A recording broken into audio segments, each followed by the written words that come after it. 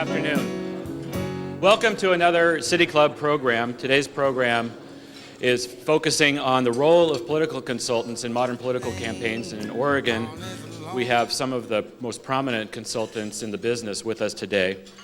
First, a few announcements. If you wouldn't mind making sure that your cell phones are turned off, we'd appreciate that. And with this crowd, I think there are plenty of cell phones, so let's make sure they're off. I want to welcome you all to the Benson, the longtime home to the club for many years. It's very fun to be back here. This is just temporary. We'll be back at the Governor next week. A few announcements. Next Friday's forum on October 7th is Lessons from Katrina, Disaster Recovery Planning for Portland. And this program will be focusing on what Portland has in place to prepare for a catastrophic event. And again, that will be at the Governor Hotel.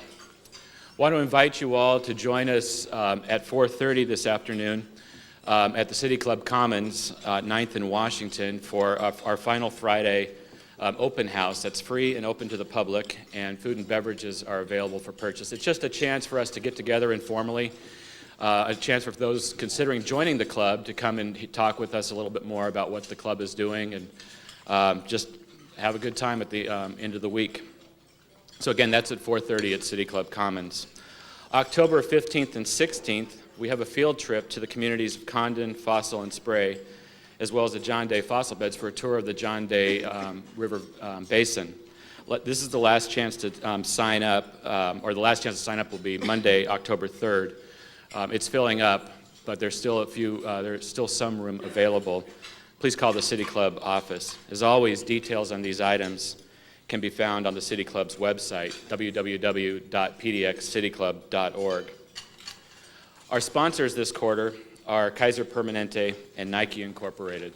Would you please join me in thanking our sponsors?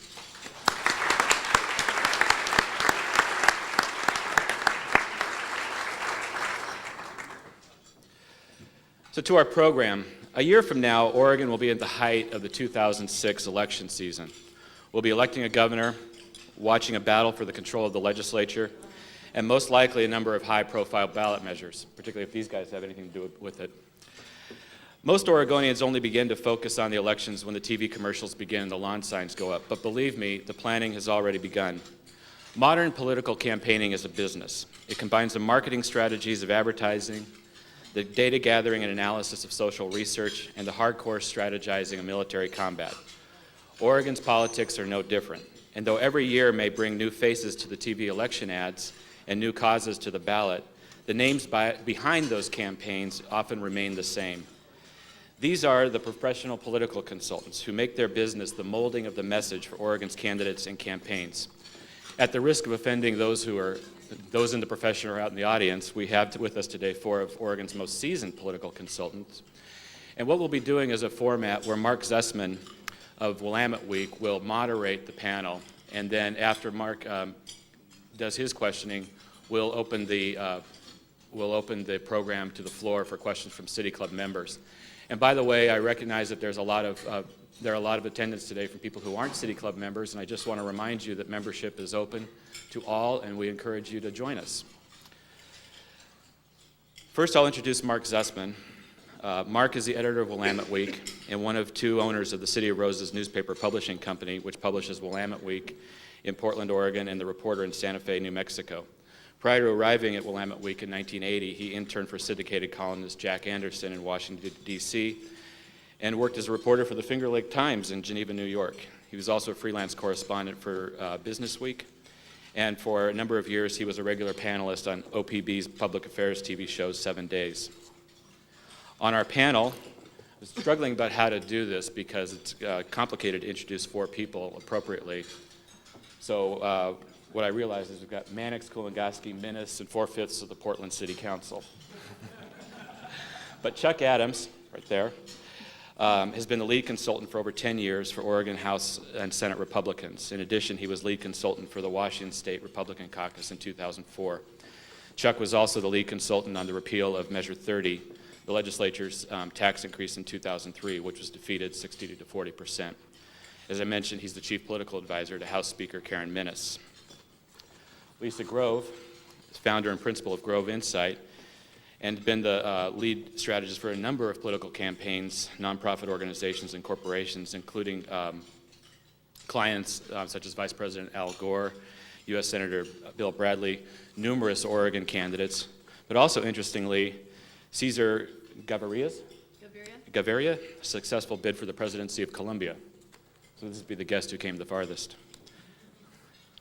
And that's not a region in Oregon, it's a country in Central America. Excuse me. Mark Wiener owns his own, is a principal in his firm, which he just told me, and I missed it. That's branding for you. That's right, sorry. Successful branding. Winning Mark, a political marketing and media firm here. Mark started over 22 years ago on the staff of Congressman Charles Schumer in New York, came west, and has been involved in virtually every local measure and political local race in Portland in recent years. Mark is reliably involved, as I mentioned, with the races for city council and was involved in the races of 4/5 of the city council. Jack Kane, whose biography is missing me, is the founder and president of Creative Strategies. For more than 2 decades, Kane has been a well-known figure in Northwest politics and government, and he is advising Kevin Mannix in his preparation for next year's governor's race. So with that, I will turn it over to Mark Zusman and ask Mark to introduce the format and moderate the panel.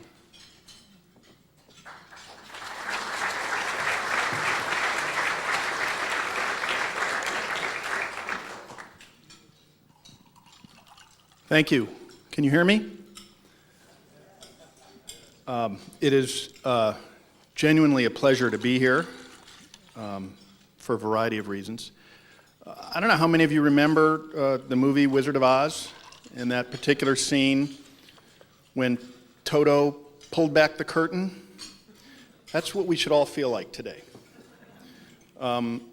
These 4 people to my right have more to do with who runs for office in this state, what initiatives make the ballot, what initiatives pass, and the overall shape of public affairs than I would say any other 4 people that I can think of, and yet we never get to talk to them. Well, we're all pulling aside the curtain today, and for the next few minutes, I think we really have a rare opportunity. The format is I've got some questions, one for each individual, and would ask them to respond, and then a question that any or all of them can respond to. So without further ado, ready? My first question is to Lisa Grove. Lisa, in the 2002 campaign, you were the chief political strategist for Ted Kulongoski.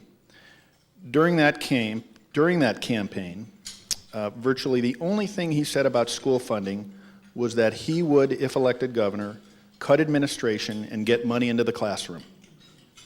Obviously, that was good politics, because polls show that voters wildly overestimate the amount of school funds that go to administration.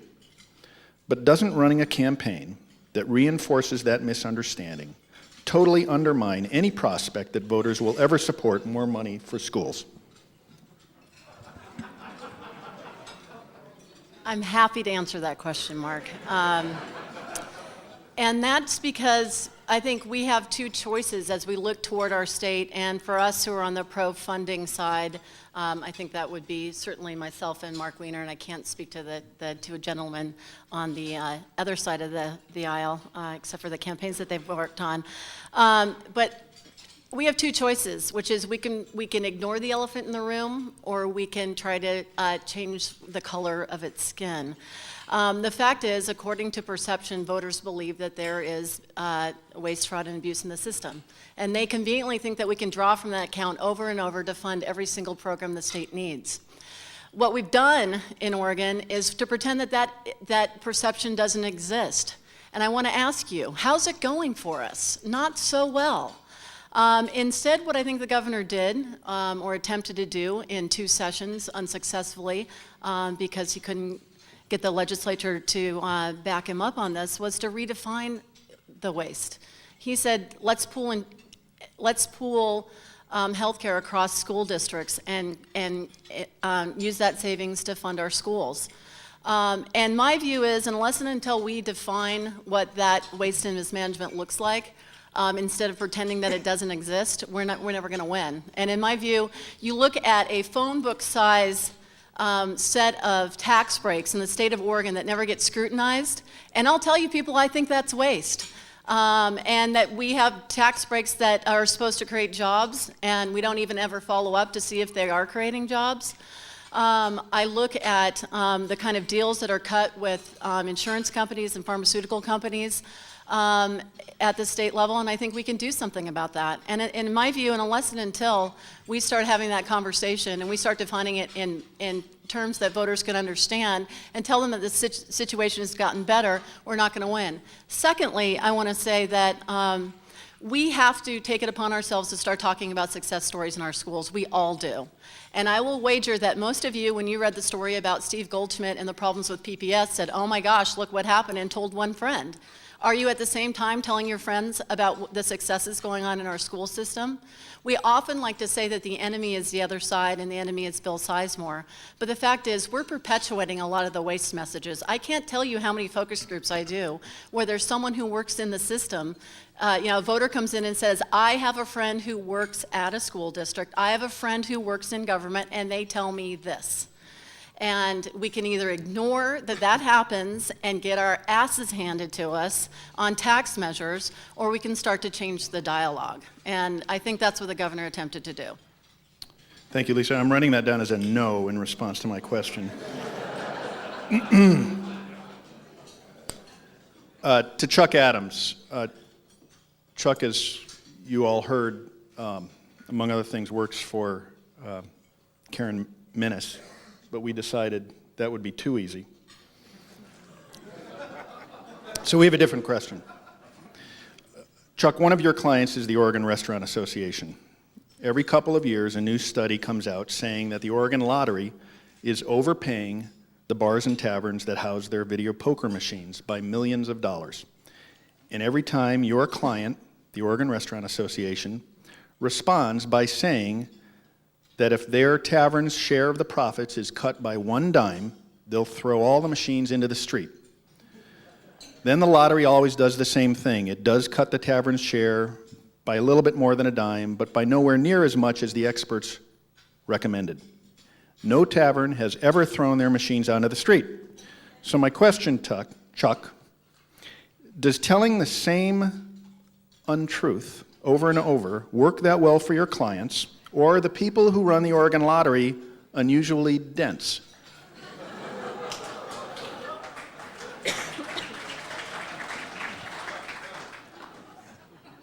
Both could be true. I'd say they're dense. So, first of all, I came up from Salem, and there was an 18-wheel wreck just south of Charbonneau, so I took the longest, most arduous route that I've ever taken to come and get a lashing. So, I mean, that's a starting point.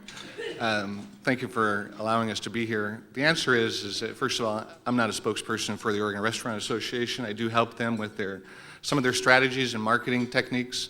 But I will say this, is most recently, when they went through the process of adjusting and considering whether or not they were going to adjust their rates, if you recall, Brenda Rockland, who is now the head of SAFE Corporation, under the direction of the governor, led the lottery through that process and had multiple hearings throughout the state, and heard from all kinds of people, both school advocates and bar advocates, and came to the conclusion that they did today where the rates are. So the process, I thought, was driven by Brenda and was a fully vetted one, and the result really is at her feet.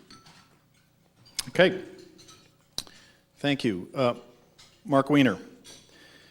Mark, you ran State Senator Peter Courtney's campaign against Marion County Commissioner Randy Franke 4 years ago? It would be about 3 years ago now. 3 years ago. As a key piece of that campaign was a hit piece that you produced called Government Gone Wild. which accused Franke of wastefully and extravagantly expanding Marion County government. Now, taxes in Marion County are actually lower than here in Multnomah County, and one could argue that that's because you don't live there, you live here. Because, in fact, your personal fingerprints can be found on, at last count, 68 or 69 separate tax increases in Multnomah County for everything from parks to libraries to I-taxes to children's levies to empty jails. In light of those facts, wasn't your attack on Mr. Franke just a tad bit hypocritical? No. Oh, you want more? No, not at all, actually. There's so much more that could have been done with that piece, but, well, in its description. No, the piece itself was quite complete. You did neglect to say the Polly Award-winning Government Gone Wild piece, so somebody liked it out there, maybe not Randy Franke.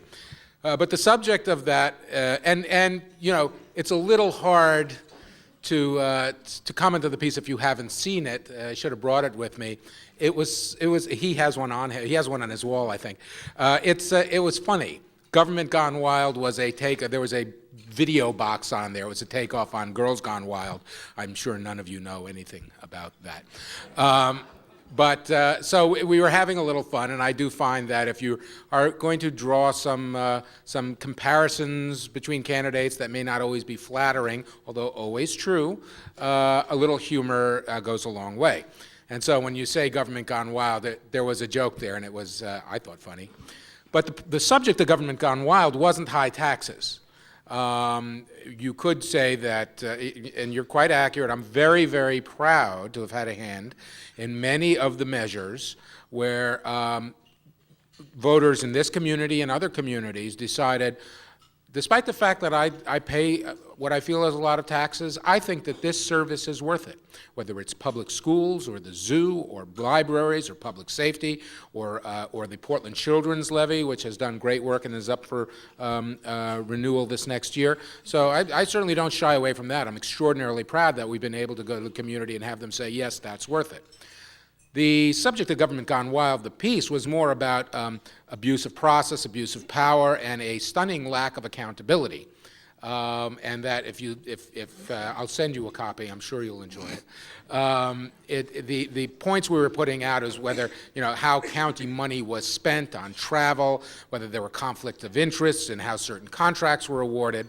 And I don't recall, and I could be wrong, but I don't recall anything about high taxes or having passed a tax increase for a genuine good thing that government does.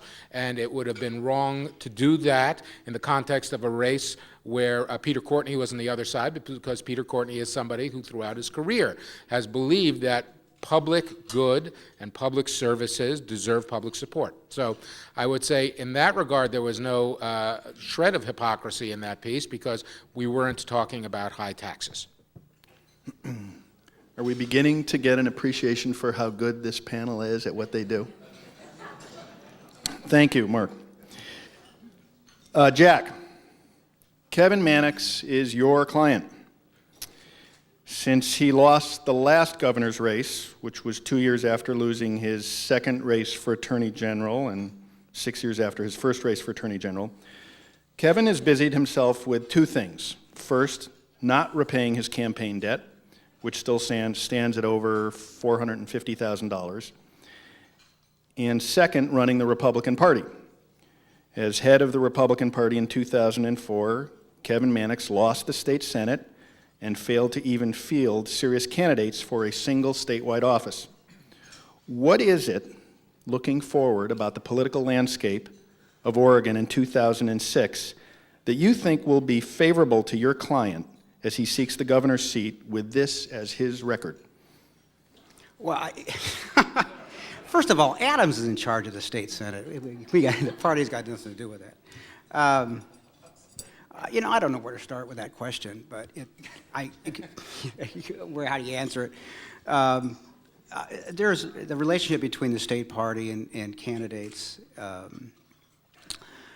given that you have incumbents running for re-election, both at the state treasurer's office and the secretary of state's office, recruitment was difficult, but a lot of people tried to get decent candidates to run, and it's difficult when you have incumbents to do that. But I don't think that's not got anything to do with what's going to happen in this next governor's race. He was drafted to be party chairman because there was internal turmoil within the party, none of which we need to go into now. And he was, as a compromise candidate, what he basically did was put his law firm on hold and his previous campaign debt on hold from the last governor's race in order to erase a debt that he inherited from the party of $250,000. So, I mean, that's the kind of guy he is, and I'm not going to get into that other political stuff that people don't care about. They care about issues, some of the things that Lisa was talking about, and I think Lisa would make a great candidate. I think Kitzhaber ought to get the hell out of the way, and I think Lisa should run for governor. I don't think there's any question about it. He's running against Kulongoski this time. All right. Let me now ask some specific questions, but not directed at any individual, and encourage any or all of you, or at least some of you, to respond. And first, I want to ask a couple of issue-related questions. First, having to do with abortion. Polls consistently show that a large percentage of Americans aren't strongly pro-choice or pro-life. Mostly, the whole subject makes them queasy. Why is it that the one issue where voters are the most ambivalent is the issue where political parties demand hardline, absolute loyalty? I'll go first. I, first of all, don't agree with your assessment. The fact is that, that I think abortion can be a metaphor for a whole lot of voters for how people look at the influence and role of government. And it's not just about a woman's right to choose. It's about government involvement in the bedroom. And for a lot of people on both sides, that matters quite a bit. Yes, there are very few single-issue pro-choice and anti-choice voters. It is a litmus test in both the Democratic and Republican primary, but it's also, I think, a larger conversation about how people view the role of government. For 27 years, I've been involved in Oregon politics. I've really not been involved in the party apparatus. I've been more disconnected from the party and real specifically connected to caucus campaign operations. And so I've never once been in a room with delegates and or the party leadership to talk about where and how they come up with the platform. So it's a little bit outside of my experience level. But I will say this, which is, what makes America great is that we have the opportunity, regardless of where we stand on these issues, to litigate them and talk about them and fight for them in the democratic process. And if whether it's guns, whether it's abortion, whether it's tax policy, whether it's environment, everybody has their right to defend and to promote their issues, and that's what makes America great. And I'm just so proud to be a part of that. I think it's probably useful to distinguish what motivates parties to do things and activist groups to do things and normal people to do things. The issue of abortion, we'll take that as an example. There are other issues right now, gay rights, gay marriage, guns, as Chuck said, that excite your base. Now, the Republican Party that we see today here in Oregon bears little or no resemblance to the Republican Party many people would remember from the past in the days of Tom McCall, work backwards or work forwards a little bit. For better or worse, I would say, well, worse for the country, maybe better for Democrats in the long run, the Republican Party's base, the people who really get excited, are people who are from the, for lack of a better term, the religious right, or people for whom abortion is a very motivating issue.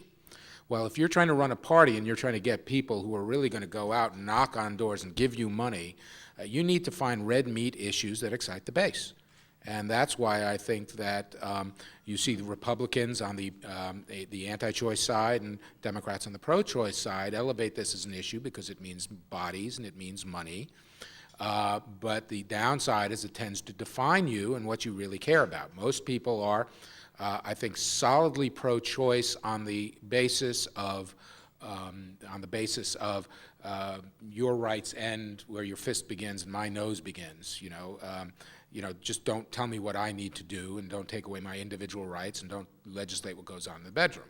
But there are individual pieces of it that make people queasy, and both sides try, one side tries to exploit it, one tries to exploit the other. But the bottom line is, they're doing that to excite the base, to generate excitement, to get volunteers, to get money, and it does tend to distort the public discussion where people have other concerns. Okay, let me ask now about organized prayer. Polls consistently show that a majority of Americans want organized prayer in the classroom. Republicans don't seem to run on that issue as much as those poll numbers would warrant. Why? Are they afraid of backlash from the liberal media? Well, who knows? Candidates run on a whole host of issues, and I don't. The prayer in public schools has been around for a long time, and until it was struck down by the U.S. Supreme Court. What I think you got to understand with parties is, and let me go back to the previous question a little bit to touch on that, is that the fervency of the activists, as Mark mentioned, on both sides, Democrats and females, Democrats in general, view abortion as a choice issue. Republican activists and conservatives, and believe me, there's a broad spectrum within each party on all these issues, view that issue as a beginning of life issue, as a life issue, and I think that's the difference. But the tax issue between both parties is as significant and as emotional as that other issue, and there are as many social conservatives who do not think taxes ought to be raised in this state and many other states as there are in the Democratic Party who view the other way. And I think that separates the parties as much as anything, in fact more so because you really can affect taxes in a state where you can't affect the federal issue of choice as much. Parental notification and that kind of thing can be done at the state level. But so it's got to be viewed in the context, I think, of broader issues that have to do with real differences in how people view their own personal lives. Okay, let me ask a more general issue question, which is, what's the one issue where you think most politicians are missing the boat? In other words, an issue that real people care about, but politicians never talk about it. I think that what is not being discussed in this state are the people who are not covered by any kind of health care, who have, and I'm not running for anything, but if you want to contribute to my daughter's fund for college, please feel free.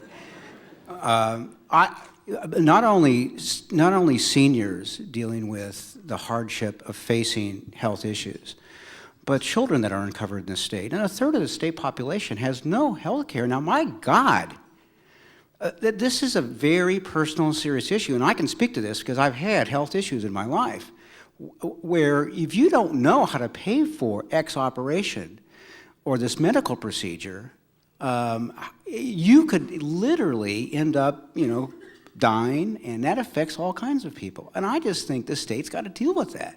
And it may be the most important issue in the 2006 race for governor, as far as I'm concerned. I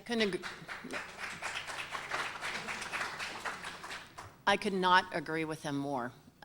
There's no question. I was quoted, I think, by Mr. Zusman at one point recently as having a crisis of faith as a Democrat, and it's because of what I felt were missed opportunities on the healthcare front.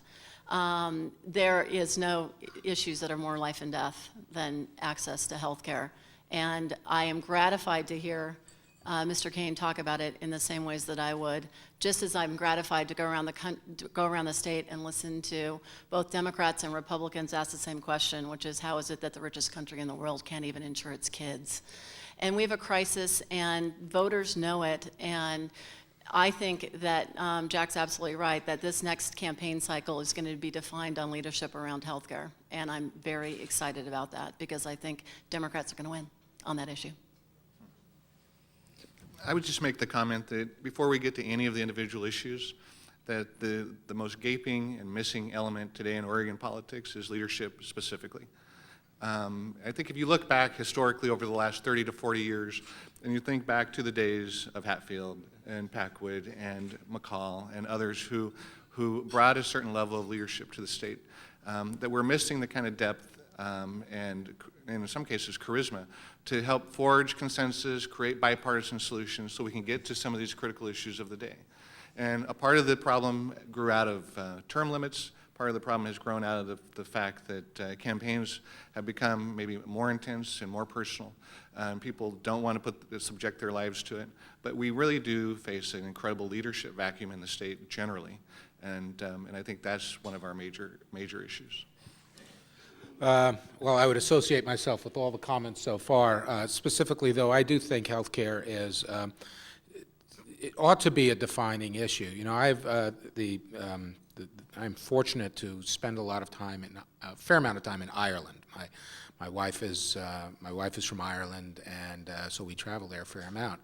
And I hate to say this, but when you go to Ireland and you spend a little time there, you all of a sudden relax a little, and you have this feeling, God, I'm in a civilized country. People are covered by health care. Perfectly? Maybe not, but you're covered. Kids are covered by health care. When you're old, you're not left on the side of the street to die unless you have made some other arrangement. And as, you know, and as Lisa says, I mean, we're arguably the wealthiest country in the world, although Ireland now is, by investing in education, is now the second wealthiest country in Europe. But then you come home and you go, you know, what's going on here? How is it that we can't do this? I think there are two elements here. First of all, I think Americans are very hampered by their lack of travel. Now, there's a very elitist thing to say. But we're off between two oceans, and we don't really get to see much of how the rest of the world thinks and what they do. And that is a terrible deficit when it comes to how we formulate policy, our relationship to the world. I mean, the administration seems shocked that people seem to be upset about this whole Iraq thing. Weren't we, doing the right thing here? And healthcare is another example there. Now, let's be honest here. One of the reasons we have such difficulty in moving off the dime in healthcare is the extraordinarily corrosive power of money in politics from moneyed interests. Is it a coincidence that the pharmaceutical industry and the insurance industry are the world champs in funneling money into the system? And when you look at, well, here's a system where there's 20%, whatever it is, off the top goes to profit to insurance companies. Now, I'm not against someone making a profit. I'm in business myself. But the ability to cover people in health care, I think, rises past opening up the next best Chuck E. Cheese and being able to charge more for pepperoni. I mean, this is something we have to get a grip on. I think it is the single most important issue, and it really ought to give people a hint at other things that are happening in our political process that distort the obvious things we have to do. So, Mark, you've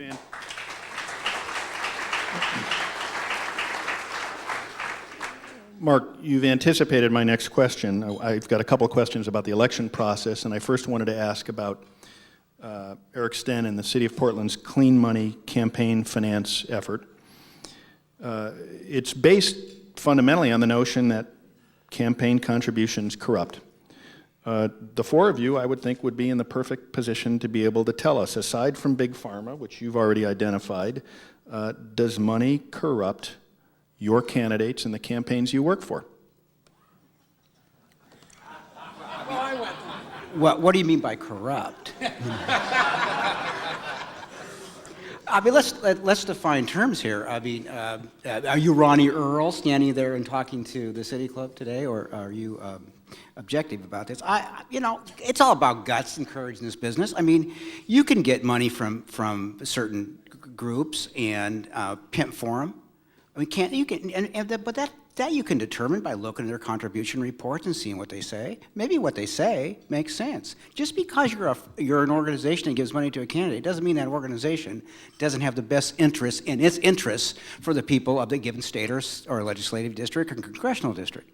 So I get really tired of that crap in this business because at least the candidates to some extent on our side of the aisle have guts and courage to stand up to some of those guys and say, I'm not going to buy off on what you're trying to sell me. Give me your money, but that doesn't mean I'm going to go out there and spend all the stuff that you want me to spend. It's the individual person, and you can look and see. You think Mark Hatfield? Excuse me, can you hear me? I'm going to interrupt because I really would like to get a specific answer to this specific question, and corrupt is probably too ungentlemanly of a word, and if anybody in the office can think of a slightly watered-down version for corrupt, but I would like to ask this panel, thank you, Gwen, if at any point any of the campaigns or candidates that you have worked for have ever been compromised.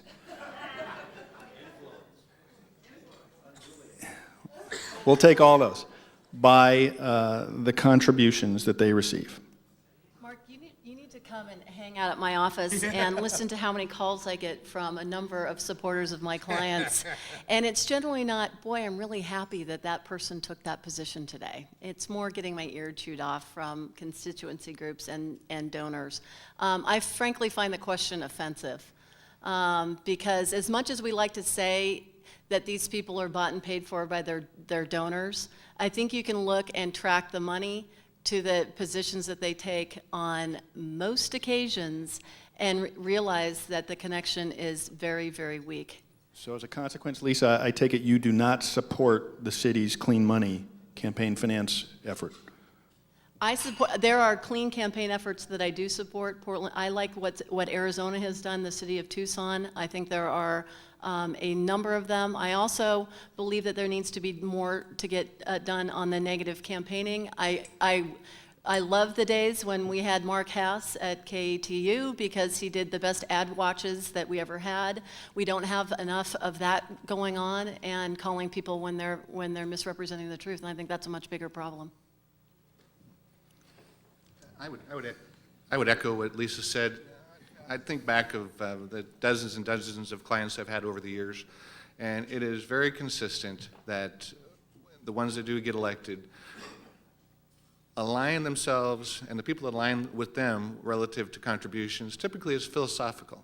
Typically it's a free enterprise versus kind of a union kind of division. It may be a social issue, it may be something else, but people tend to align with the people they support based on their philosophical bent. However, I can guarantee you, whether it's Karen Minnis or anybody else, that when it comes to the legislating side, that they make as many of their enemies mad as they do their friends when it comes to the decisions they make regarding policy. And there is not a quid pro quo. But I do think people do align philosophically, and so sometimes it appears that way. All right, let me ask another. Oh, go ahead, Mark. I'm sorry. I thought I was doing you a favor by allowing you not to answer this question. I want to talk. Well, first of all, I'd like to say I think Chuck's right that the money tends to follow the candidates' positions more often than far more often than the candidates' positions follow the money, just because it's a safer investment. You know, to get somebody that agrees with you elected as opposed to getting somebody elected who may not agree with you and is just taking your money, that'd just be a dumb way to spend your money. So I think that's true. But I also think that it's an interesting way to say, is a candidate or an elected official compromised by money in politics? I think in a sense they are, but not because of the money they get. I think that money helps create, and especially money that flows from people with a lot of it, it creates an environment which affects how elected officials get to do their job. Take a look at the Oregon legislature. I mean, you look at the things that we need to do in this state, it's not that complicated. We need good schools. More people need to get covered by health care. There is something special about Oregon that ought to be protected, finding a balance between our environment and our natural heritage and the legitimate rights of people. I mean, the list isn't that tough to come up with, so why doesn't anything happen? Well, one of the reasons that nothing happens, or very few things happen, is everybody in that building is petrified of the initiative and referendum system, which was a wonderful thing in its conception, but right now they know people with a huge amount of money, usually money, often money that doesn't come from this state, is ready to go out on the ballot and try to ram things through that way. And so I think that as a collective, elected officials may pull their punches or restrict their belief in how much they can do based on money in politics that affects the system in ways that have nothing to do with their campaigns. All right. I've got a couple of questions, and then we'll take some from the audience and ask that you try to respond succinctly, if possible. I want to ask another question about elections, which is the proposal that former Secretary of State Phil Kiesling is pushing to have an open primary in the state of Oregon. His position is that if we had a nonpartisan primary, candidates would not be hidebound to the entrenched interests who run the parties. Steve Novick, on the other hand, and you all should know that Steve helped me with the nastier of the questions that I've asked today. You didn't come up on the lottery stuff on your own? Steve thinks that party primaries, on the other hand, are the only thing that ever forces politicians to take firm positions on anything. What do you think? Here's what I worry about an open primary, which is the pharma candidate. I mean, what's not to create all of these special interest candidates that are completely bought and paid for by special interests? I don't think it gets special interests out. I think it's going to be like the Kentucky Derby, where they're all going to have little jerseys on with whoever corporate interest is funding them. And that scares me much more than a party that has a platform, a more open and transparent process, a membership based from people in the state. It worries me. Well, if you mean by open, I mean, there's different versions of an open primary. And this state used to have an open primary a number of years ago where independents could vote in the Republican primary. Now, but you're talking about just a wide open primary. The two largest vote getters win. Okay, no party system.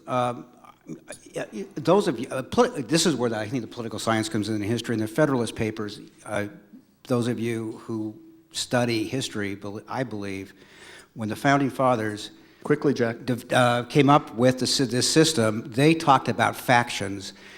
One reason we don't have instability in this country, as in other countries that have 4 or 5 parties, is that we have 2 parties, and the problems generally are resolved within parties. Not Vietnam, for example, was decided within the Democratic Party. Big issues in civil rights, for example, are decided within parties, and that's why we have stability. I'm a believer in the 2-party system. Okay, let me move to the last question, and then we'll take questions from the audience. This is an arts and crafts project. We'd like you to build, each of you, a Mr. Potato Head candidate out of all the people you've worked for in the past. So we'd like you to use the rhetorical skill of one, the policy knowledge of another, the fundraising skill of a third, the integrity of a fourth, and the charisma of a fifth. Which candidate would you use for each of those categories? I'll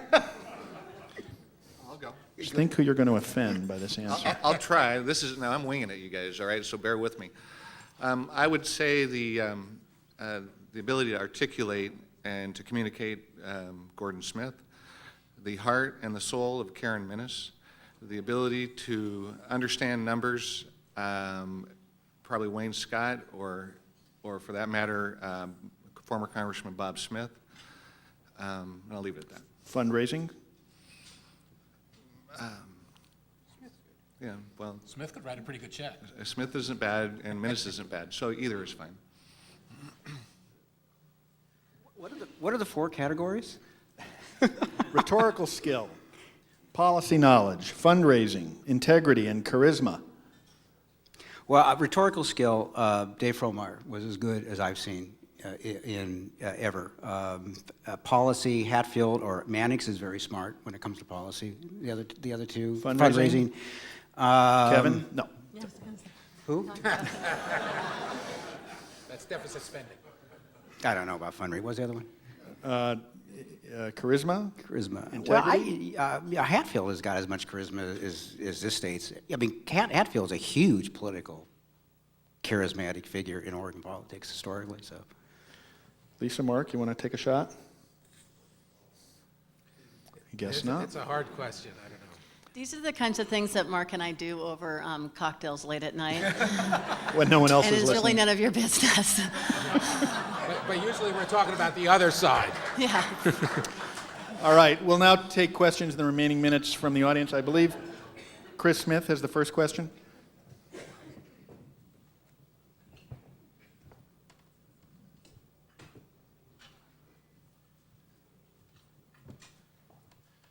Well, I'm going to ask a question drawn from this week's headlines, and I say this speaking as a free speech advocate. Which is the greater obscenity allowed under the Oregon Constitution in the name of free speech? Live sex shows or unlimited contributions to political campaigns?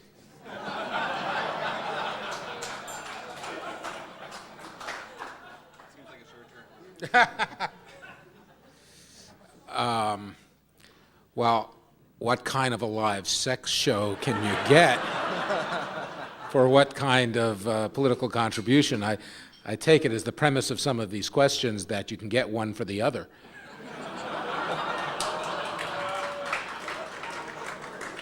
I would say, though, almost seriously, money in politics is a funny thing. We have a First Amendment, and so it's difficult to say no, you can't, because money in politics is equated with speech. You may agree with it or disagree with that, but there's a logical case to be made there.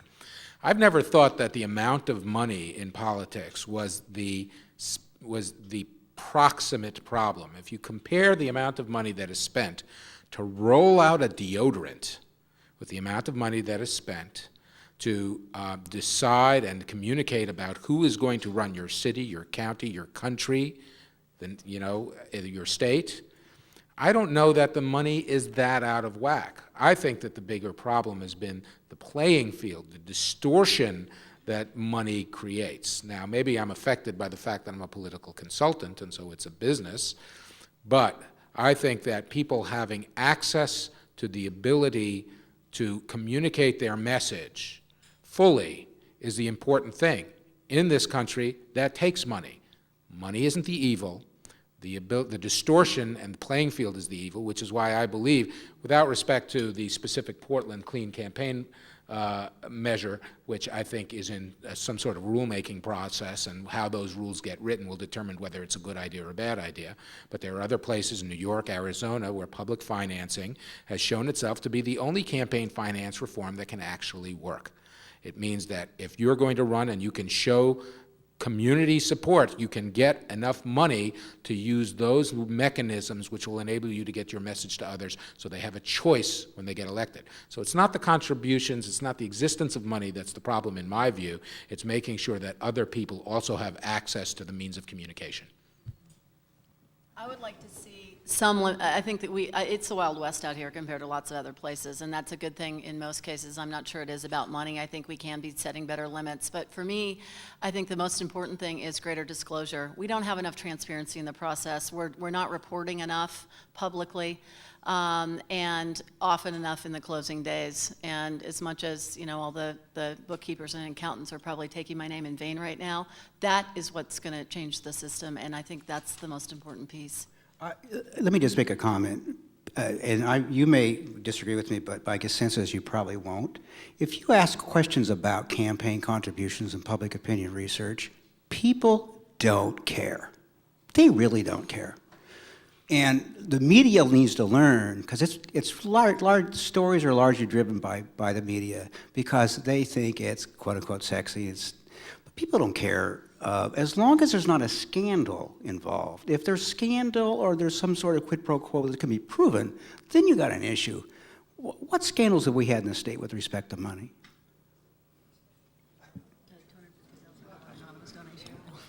Other than Dan Doyle.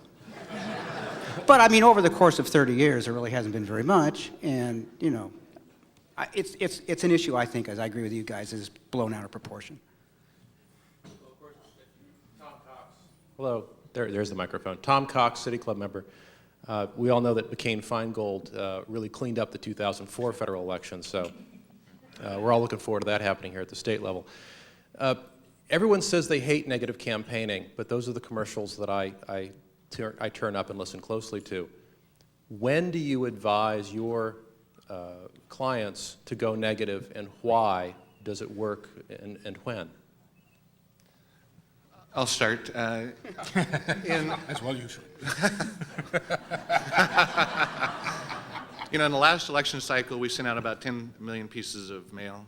And what's interesting is roughly 80% of that mail was positive mail. Probably 20% is what would be classified as negative. But the difference, in my view, negative campaigning gets misunderstood. There's negative campaigning that is about contrast.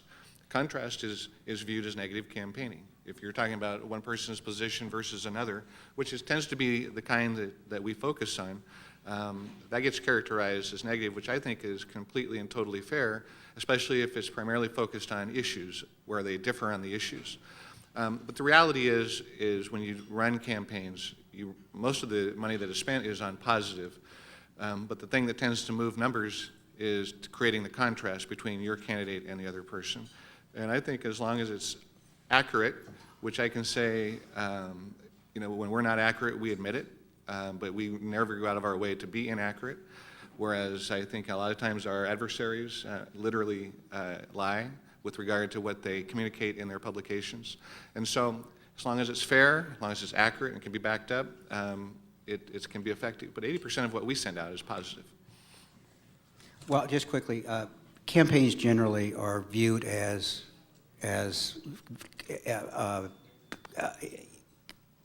not institutions, but an organization that communicates a message to the electorate. If X candidate running against Y candidate doesn't talk about why he or she should be elected and why shouldn't, and vice versa, who in the hell's going to do that? So I believe that the contrast between candidates and what candidates say about the other person, the campaign says about the other person, vice versa, best serves the electorate and the electoral process. I'm glad just to say that else quickly that I also think the stakes are much higher for going negative, and I think that's a good thing. I think that it used to be that was the easy way to kind of grow your numbers and grow your vote, and now there's backlash, and it's a much harder decision for candidates to make, even on things that are informative, and I applaud that. I think that that's allows for the, you know, we don't have the sinister choir music kind of ads like we used to, because those were safe ads to do. They're not safe anymore, and I think that's a good thing for the process. Joe Smith, City Club member, and I would like to be Mark Zusman today. Just today. This question, well, right now, this question was inspired by Lisa's response to the first question, which, if I understood correctly, and this is, however, is not addressed to you, it's addressed to everybody, but particularly the two people who are on my side of the aisle, sort of. If I understood the answer correctly, you said that the primary responsibility for educating the folks about the misunderstanding the electorate has about where money goes through the school system, because there is this huge misapprehension, was ours. And in the context of the question, the conclusion seemed to be it was not the candidate for governor. But it also appears to me that the one time more voters are paying attention at all is during campaigns. So if candidates, particularly candidates for top offices, do not accept a responsibility during the campaign when there is attention to help educate the populace on things like that, what hope can we have, or what else might we do to keep us from continuing to slide into the toilet? First of all, our job is to win, and that's what we're hired to do. Mark and I have had a 10-year gripe about the fact that we've been trying to have this ongoing dialogue about how money gets spent, and wisely in this state, and that we can't find people who will participate and help have this campaign that's outside of a political context. When you guys start funding candidates who can use messages and support them and applaud them in a campaign context for doing that, it will be a better day in the campaign season. But there's no way I'm sending my candidate out with something that's going to jeopardize their possibility, because I fundamentally believe the candidates I work for, the Democrats, are better than the Republicans. And I'm not going to sacrifice my candidate on the altar of any message that's not going to help move them down the field. I will also say that there's, you know, I do think there needs to be a balance. You want to have some intellectual honesty in what you're saying during a campaign. But you have to understand, as Lisa suggests, the object of the campaign is the voter, and they are the consumer. And you are not going to get very far telling the consumer they're morons for what they think. And you know, as Lisa said, we have sort of a fiduciary duty to get the people in who we work for, and both Lisa and I work for people we're very fortunate. We get to work for people we think would be better than the other folks, and I'm lucky in that way. But sometimes the way I'd say it, you know, sometimes you get a candidate who is the smartest person ever in the world and would like to explain to each and every potential voter why I, the candidate, are so much smarter than you. You should elect me to see to your affairs. And I try to tell voters that, you know, I try to tell candidates, yeah, oh, no, you're definitely smarter than everyone else, no problem there. But here's the deal. You've got somebody across the room. He's your voter. And you need him to be he or she to be over here. You will do much better, rather than screaming across the room, hey, schmuck, over here, you should vote for me, I'm smart. You should actually probably go over to their side of the room, put your arm around their shoulder, take them by the hand, and talk to them as you walk them to your side of the room. That way you're going to get them to your side of the room. The equivalent of that is understanding what voters feel, what's important to them, what their priorities are, and what their perceptions are, even if they are not 100% intellectually accurate. You have to address what they think before you tell them what they should do, because in some cases, sadly, this is a democracy and they get to pick. Go ahead. Kurt Wavering, member. The Supreme Court very shortly is going to take up an Oregon case around assisted suicide. As people who understand political arguments, what do you think are the best arguments to defend Oregon's position? That the federal government needs to stay out of our business. I mean, we have twice told, the voters have twice spoken on this issue, and I think it becomes even more difficult for the Supreme Court because for the opponents to assisted suicide, because all of the doom and gloom messages about how we were going to be, there'd be suicides happening, every 5 minutes in the state have been proven wrong, and that it's been proven to be one of the most compassionate things we've done in the state in a long time. And one of the things that Wayne Morse and lots of other politicians have taught us is that when we take on the federal government, we win in Oregon. And I think that this is another example of that.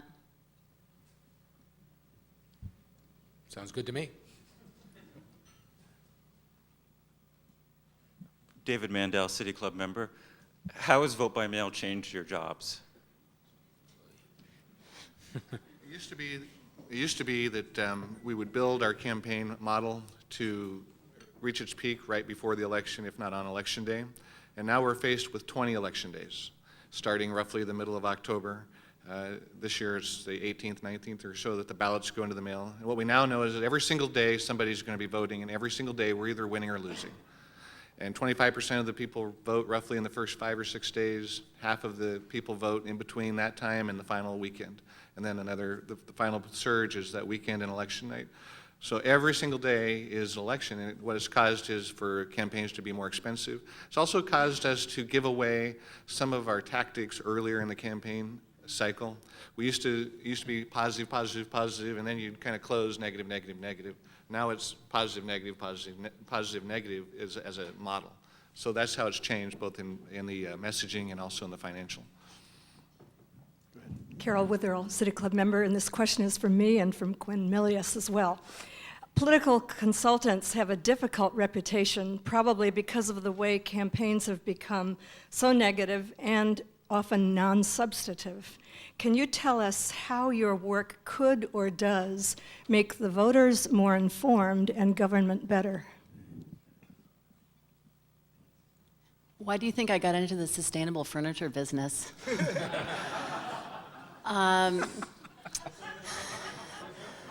That's pretty much all I'm going to say. By the way, her sustainable furniture company can be found at www.ifgreenifgreen.com. It's very nice stuff. You should look at it. I would say that, someone said, was it James Carville, said, honey, I'm a game player, not a rules maker. If you want to, we would be the tail wagging the dog. Sadly, I think if we were in charge of the entire governing process, it would be a lovely process and be much better. But that's sort of above our pay grade. I would always like to say, I think that we could make things better by requiring presidents to undergo prime minister's question time each and every week, and and have it on all the networks so people had to watch it. That in and of itself would improve the process, but looking to a bunch of folks like us to do it, you're looking in the wrong neighborhood. Stephen, we'll cut it off with you. Aren't we out of time now? Yes, you are, but I'm Steve Novick, City Club member, and I just could not let an appearance by Lisa Grove go by without saying that, somebody brought up vote by mail. Lisa has always taken the position that politics in Oregon, everywhere else, would be dramatically improved if we went to a strict system of vote by female.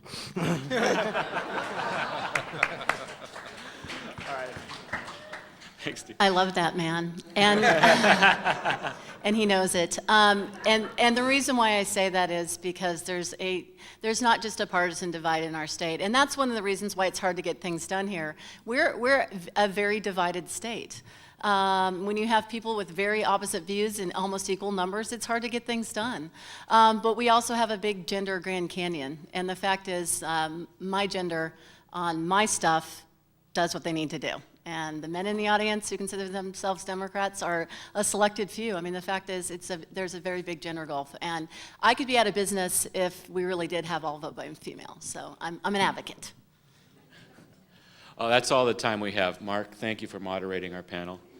Mark, Chuck, Lisa, Jack, thanks very much for spending your lunch with us. We're adjourned.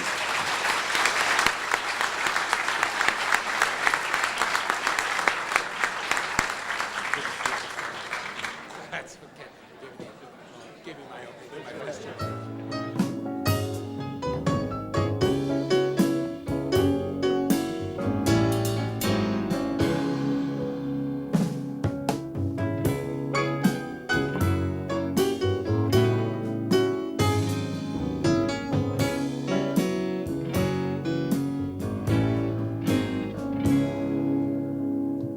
Let's put a new coat of paint on this lonesome old town.